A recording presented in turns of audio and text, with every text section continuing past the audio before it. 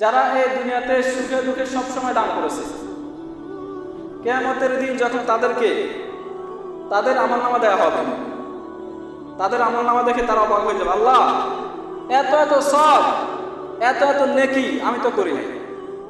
তোমার ফেরেশতারা ভুল করে অন্য কারো আমলনামা আমাকে গুছিয়ে দিয়েছে। সকলে বলুন, আল্লাহর ফেরেশতারা কি ভুল করে? কোনো সন্দেহ আছে? আল্লাহ বলেছেন, না বান্দা, আমার ফেরেশতারা ভুল করে নাই, তারা অন্যভাবে লেখে নাই। ওই যে তুমি গোপনে আল্লাহর সন্তুষ্টির জন্য তুমি গোপনে দান করেছো। হাদিস শরীফে এসেছে, কামা ইউরাব্বি আহাদুকুম ফুলুয়া হাত্তা তাকুনা মিথলাল জাবাল। আপনারা গরু পালেন না? অনেকে গরু পালে দেখবেন, কোরবানি হাটের জন্য বিক্রি করে, মালিক এটাকে খাইয়ে দেয়, বাবা করে, তরতাজা করে।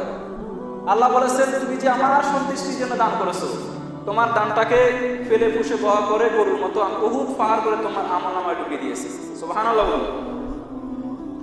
এই জন্য আল্লাহ বলেন, আমার মুত্তাকিন বান্দার 1 নম্বর গুণ, তারা সবসময় দান করে। এরপরে 2 নম্বর গুণ হলো ওয়াল